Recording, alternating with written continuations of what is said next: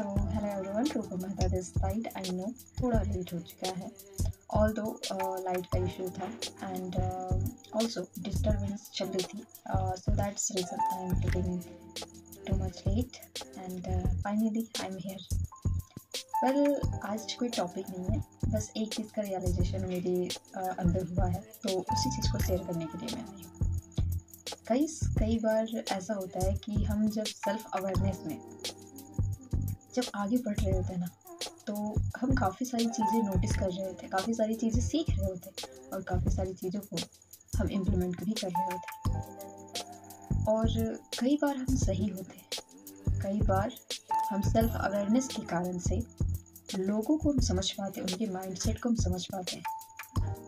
But may be हमारा intention सही हो, लेकिन कभी कभी तरीका गलत हो जाता है। कभी कभी हम लोगों को इम्प्रूव करते हैं क्योंकि वो कहीं ना कहीं हमसे अटैच होते हैं और उनकी बिहेवियर हमारी लाइफ में भी इम्पैक्ट करती है। लेकिन शायद हमारा वेज रूडली होने का वो गलत हो जाता है। मे बी इस चीज़ का सॉल्यूशन शायद साइलेंस से हो, बट उस वक्त हमें लगता है कि नहीं, यदि हम रूड बिहेव नहीं करते हैं तो शायद सामने वाला पर्सन कभी भी उस चीज़ को समझेगा ही नहीं। क्योंकि एक कहावत है ना, लातों का भूत बातों से नहीं मानता।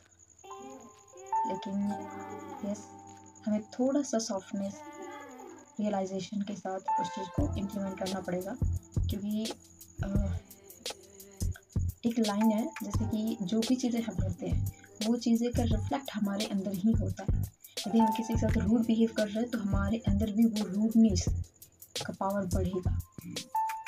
सो अपने अंदर जो भी इम्प्रूवमेंट करना है उसका इम्पैक्ट बाहर भी होना चाहिए। और मैंने ये चीज़ें खुद में ही रियलाइज़ किया है। मुझे पता है सामने वाला पर्सन गलत है, बट उसको इम्प्रूव करने का वेज मेरा गलत है और वो चीज़ें मुझे मेरे डायरेक्शन से हटाने की ताकत रख सकती है।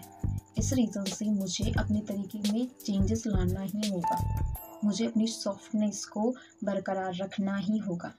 आचार्य चाणक्य बहुत सारी चीज़ें बताए हैं अपने चाणक्य नीति में, उस चीज़ों को इम्प्लीमेंट करना ही पड़ेगा। कई बार ऐसे ऐसे व्यक्ति भी आपके सामने आ जाते हैं जिससे ना आप बातों में जीत सकते हो, ना तो आप हाथों में सीख सकते हो। Well, everything is going according to God, and we have to understand all those process and also implement that. Because if we don't try to understand the way might be possible,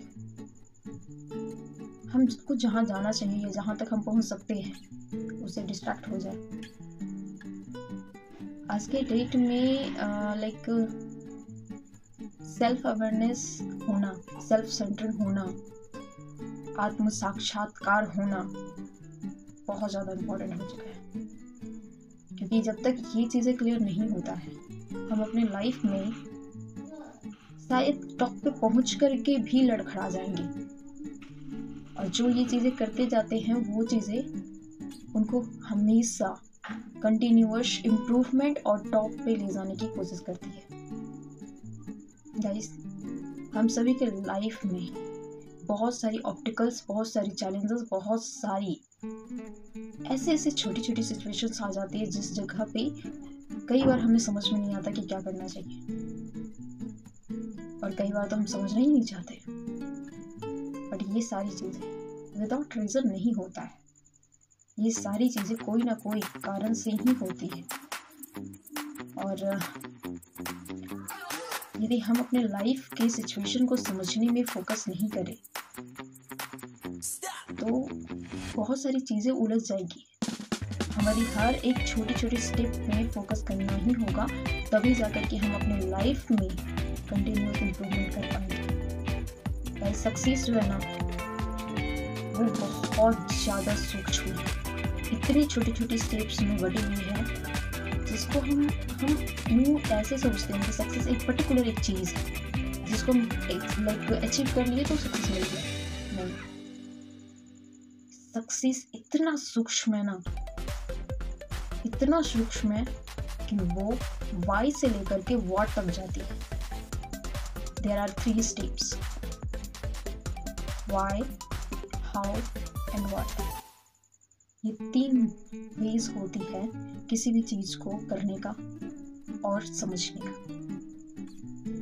guys, आज से हम जो भी करते हैं, जो भी समझते हैं, उसमें थोड़ी सी ठहराव, थोड़ी सी इम्प्रूवमेंट और थोड़ी सी ट्रैकिंग लाते हैं। सो मिलते हैं नेक्स्ट वीडियो में। कल से ऑन द टाइम मैं रहूँगी, डेफिनेटली रहूँगी।